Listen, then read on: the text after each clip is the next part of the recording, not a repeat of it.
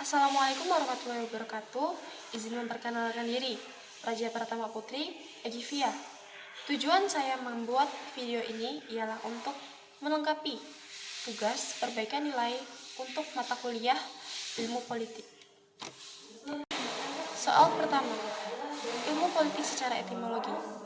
Secara etimologi, ilmu politik berasal dari bahasa Yunani kuno, di mana polis berarti kota negara atau komunitas politik, dan logos yang berarti studi atau pengetahuan. Jadi, secara harfiah, ilmu politik adalah studi tentang struktur, proses, dan dinamika kehidupan politik dalam masyarakat. Soal selanjutnya, yaitu ilmu politik menurut Aristoteles dan Peter Mark. Menurut Aristoteles, politik adalah ilmu yang mempelajari cara terbaik untuk menciptakan masyarakat yang baik dan berkeadilan. Ia juga menganggap politik sebagai sebuah studi tentang bagaimana manusia dapat hidup bersama dalam masyarakat yang diatur oleh hukum. Sedangkan menurut Peter Mark, seorang ilmuwan politik kontemporer memandang politik sebagai sebuah proses dinamis yang melibatkan interaksi kompleks antara berbagai aktor dalam masyarakat untuk menghasilkan keputusan dan mengatur kehidupan bersama. Pendekatannya mungkin mencakup aspek analitis yang mendalam terhadap dinamika politik, baik pada tingkat nasional maupun tingkat internasional. Soal selanjutnya, politik menurut pribadi. Politik bagi saya adalah seni dan ilmu dalam memahami, mempengaruhi, dan mengelola kekuasaan serta keputusan dalam suatu masyarakat. Ini melibatkan proses pembuatan kebijakan, negosiasi, kompetisi kekuasaan, dan interaksi antara berbagai pemangku kepentingan untuk mencapai tujuan bersama ataupun kepentingan individu. Soal selanjutnya yaitu politik sebagai sebuah seni. Bagaimana itu? Ilmu politik sebagai sebuah seni mengacu pada penggunaan pengetahuan dan pemahaman tentang politik untuk menciptakan strategi dan kebijakan yang efektif dan dalam konteks praktis. Ini melibatkan keterampilan dalam negosiasi, diplomasi, dan kepentingan untuk mencapai tujuan politik yang diinginkan. Berikutnya yaitu, apa syarat-syarat sebuah ilmu? Syarat-syarat sebuah ilmu meliputi observasi, pembuktian empiris, sistematika verifikasi, objektivitas, dan penyampaian secara sistematis.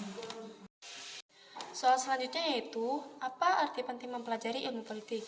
Mempelajari ilmu politik penting karena memberikan pemahaman yang mendalam tentang struktur, proses, dan dinamika kehidupan politik dalam masyarakat.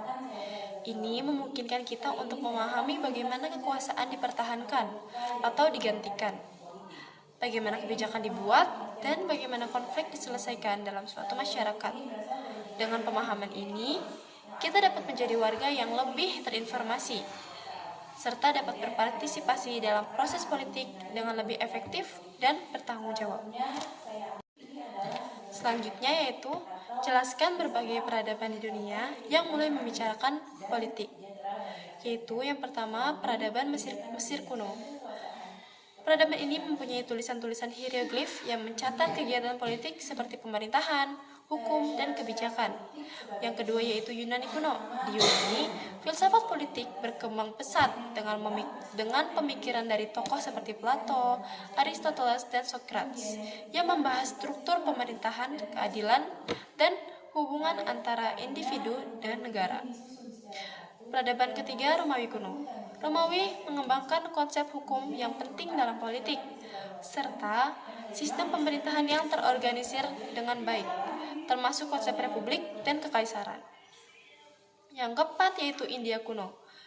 Periode India kuno melahirkan teks-teks suci seperti Mahabharata, Ramayana, yang membahas prinsip-prinsip pemerintahan yang ideal dan kebijakan etika. Yang selanjutnya yaitu Tiongkok kuno. Pemikiran politik Tiongkok kuno didokumentasikan dalam karya-karya seperti Analect of Confucius yang membahas etika politik, dan The Art of War karya Sun Tzu yang membahas strategi militer dan politik.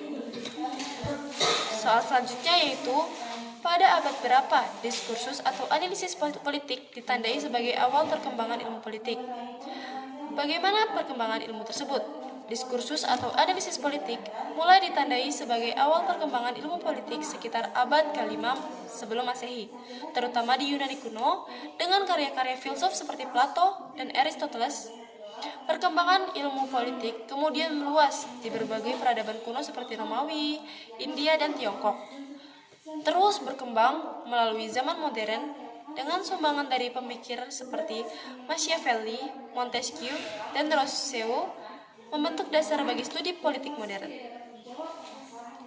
Soal selanjutnya yaitu jelaskan apa saja pendekatan yang tergabung dengan pendekatan tradisional.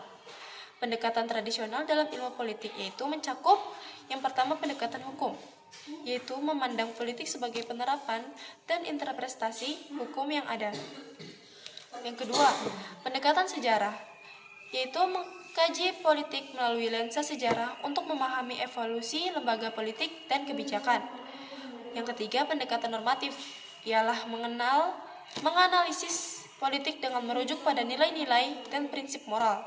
Yang keempat yaitu pendekatan deskriptif, menggambarkan fenomena politik tanpa mengaitkannya dengan teori atau analisis yang mendalam. Selanjutnya yaitu apa kritik yang disampaikan oleh sarjana politik pendukung pendekatan behavioral terhadap pendekatan tradisional.